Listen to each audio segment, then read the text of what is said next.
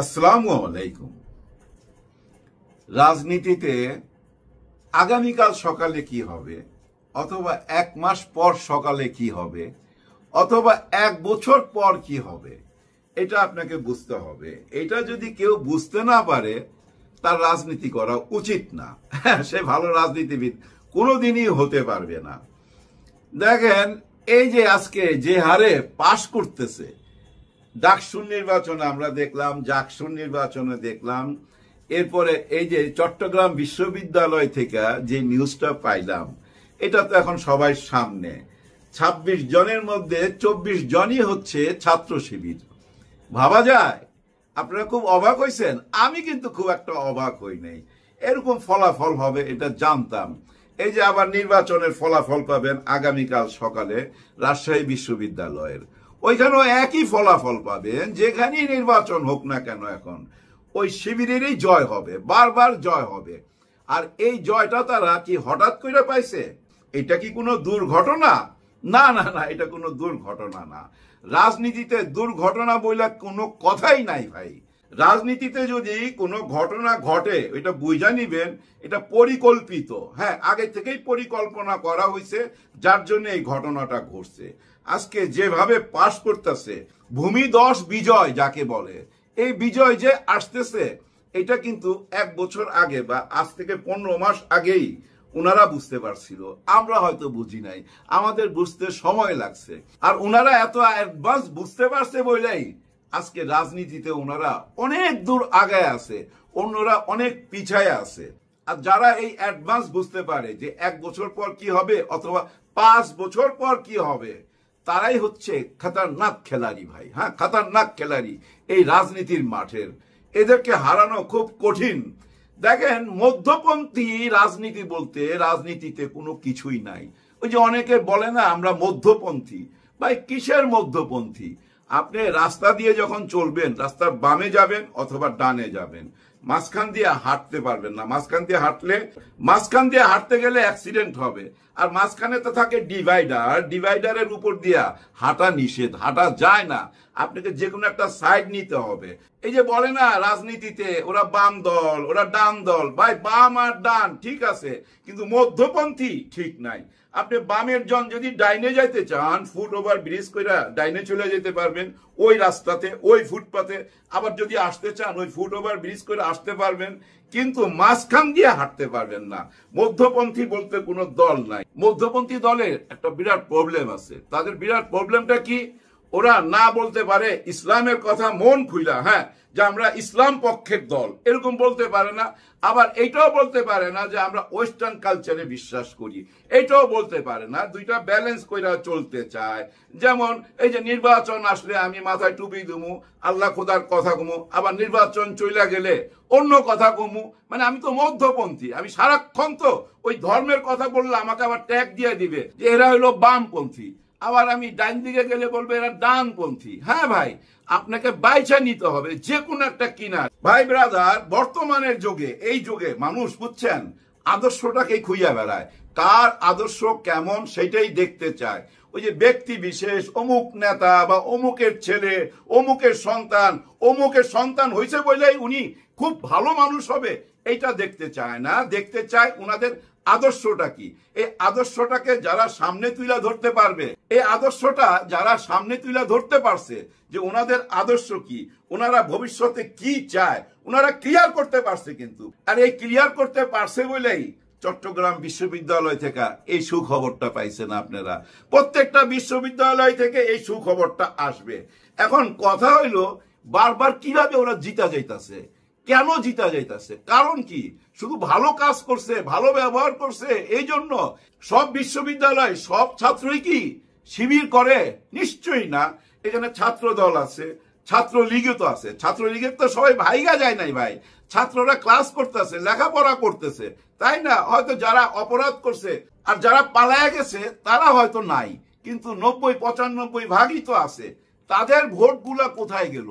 তাদের ভোটগুলা কেন ছাত্র দলকে দিল না? ছাত্র দল আর ছাত্রলীগ ওনাদের তো আদর্শ খুব কাছাকাছি, স্বাধীনতার পক্ষের শক্তি দুজনই, দুজনই স্বাধীনতার পক্ষের। আর স্বাধীনতার বিপক্ষের শক্তি এই ছাত্র শিবির, যে ছাত্র শিবিরকে আমরা জানতাম কাইটা ফালায়, মাইরা ফালায়, কাটেল করে, এই ছিল তাদের ইমেজ। কিন্তু এই ইমেজটা 1.5 বছরের মধ্যে ঘুরে গেল, সবকিছু চেঞ্জ হয়ে গেল। 54 বছর যা বুঝাইলেন, না 54 বছর না, 77 সাল থেকে, 77 সালে জন্ম এই শিবিরের। শিবির সম্বন্ধে 77 সাল থেকে যা বোঝানো হইলো, আর গত 13-14 বছর তো শিবির নিষিদ্ধ ছিল। এই নিষিদ্ধ দল সম্বন্ধে আমাদেরকে যে আইডিয়া দেওয়া হয়েছে, ওই আইডিয়া থেকে ছাত্রলীগের ছাত্ররা কাকে ভোট দিবে?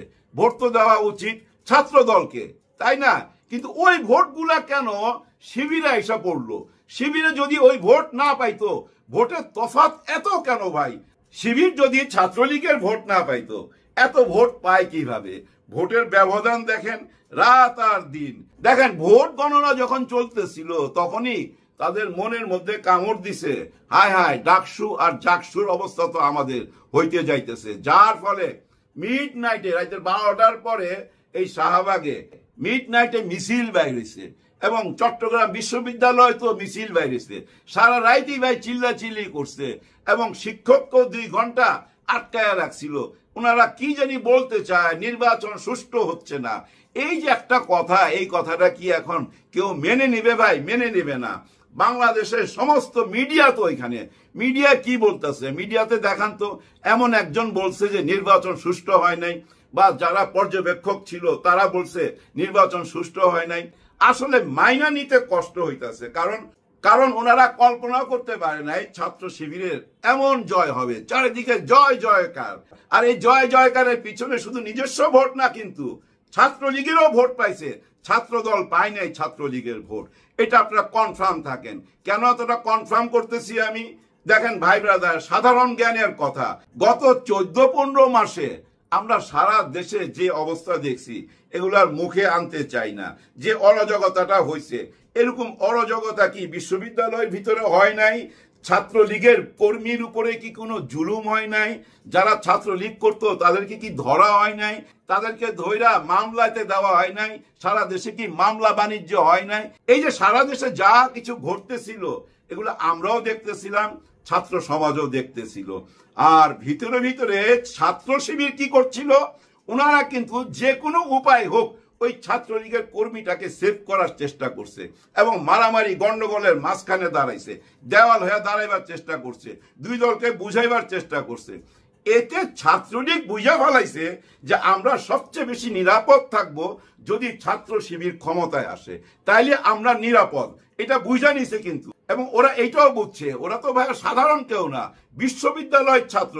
বিশ্ববিদ্যালয়ে যাইতে হইলে বহুত স্তর পার হয়ে যাইতে হয় ভাই, মাদ্রাসা, স্কুল, কলেজ, তারপরে বিশ্ববিদ্যালয়, অনেক বড় ব্যাপার। কিন্তু ওদের কিন্তু বুদ্ধি শুদ্ধি আছে, ওরা অ্যাডভান্স বুঝা ফেলাইছে যে এরাই ক্ষমতা যাইব, ওদের সঙ্গে থাকি, ওদের ছত্র ছায়া থাকলে আমরা নিরাপদ থাকবো।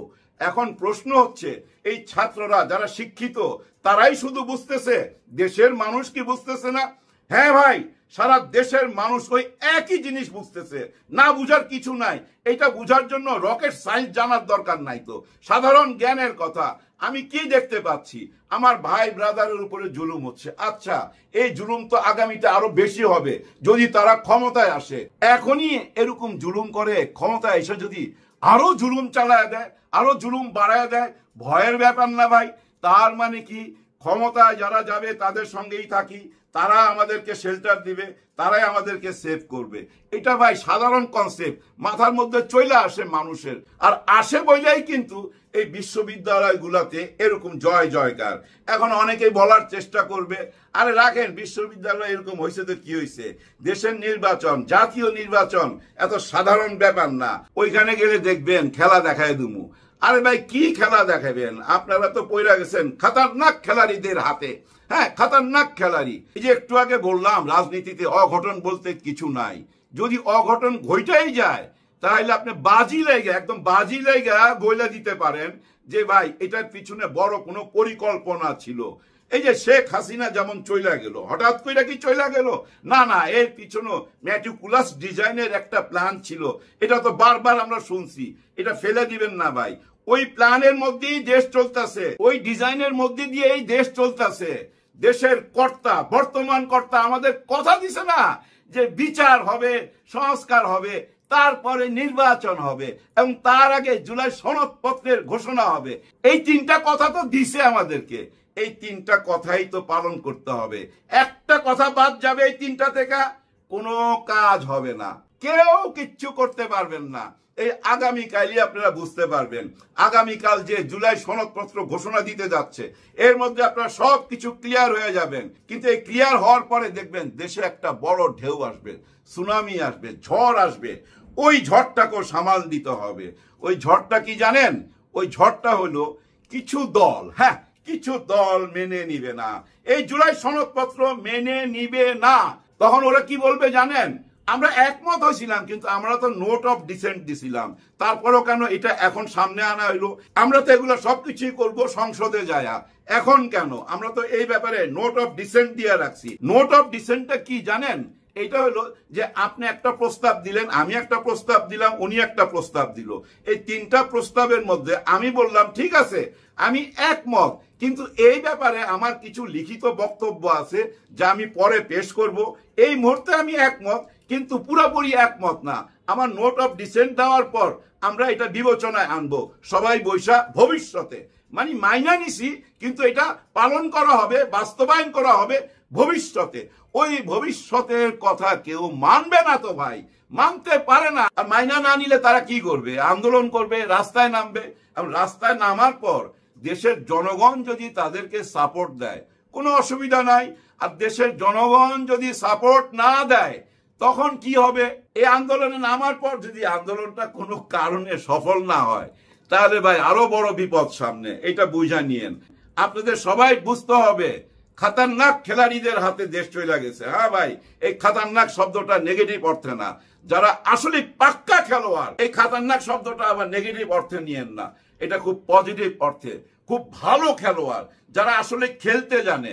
ভাই ব্রাদার, একটা জিনিস মনে রাখবেন, দেশপ্রেমিক মানুষ সব জায়গায় আছে, আমাদের জনগণের সাথেও আছে এবং এই দেশ যারা পরিচালনা করে, এই দেশ যারা রক্ষা করে তাদের ভিতরেও আছে, সব জায়গায় আছে দেশপ্রেমিক মানুষ। এই দেশের জনগণ সত্যিকারের একজন নেতা খুঁজতেছে ভাই, সত্যিকারের একজন নেতা।